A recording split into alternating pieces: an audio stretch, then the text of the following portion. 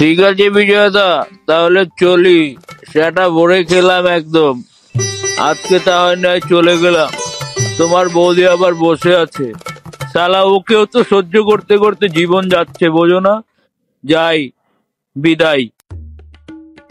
ঠিক আছে বল্টু, তাহলে চলে যাস। হ্যাঁ, আবার দেখা হবে।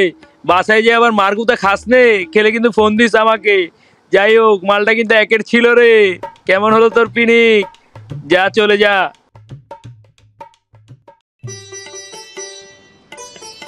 এই শুনছো আমার চম্পাকলি?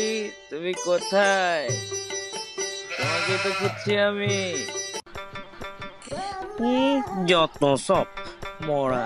রাত হয়েছে এখন এসেছে। রাত কত হলো তার কোনো ঠিক আছে? এত রাত করে এসেছে।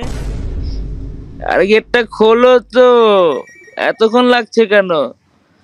পড়ে যাব কিন্তু। তাড়াতাড়ি খোলো। দূর মরা, বাইরেই মর। তোকে ঘরে ঢুকতে দেবো না এখন। তুই বাইরেই থাক। তোর আজ রাত বাইরেই কাটুক।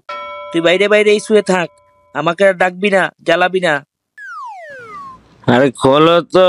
মাথা কিন্তু ঘুরোচ্ছে একদম, কিন্তু ঝাঁটা পেটা করবো এখন ঢুকলে। তোকে কিন্তু বের করে দিব, যা বাপের বাড়ি গিয়ে থাক। ঢুকতে দে বলছি।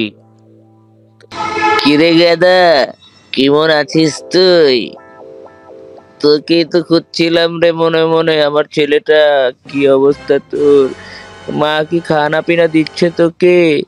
না দিলে বল, কাল সকালেই কিন্তু ঝাঁটাপেটা করে বের করছি।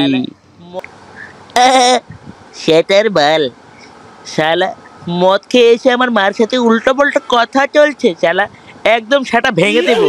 যা চুপচাপ শুয়ে পড়।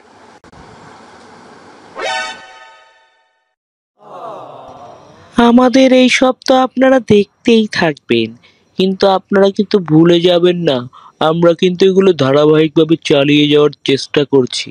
আপনারা মোটেও আর বিরক্ত হবেন না, আমাদের সাথে লেগে থাকুন, আমাদেরকে লাইক কমেন্ট করে সাবস্ক্রাইব করে আপনাদের পাশে থাকার আমাকে একটু জায়গা করে দিন। আর কিছুই চাচ্ছি না।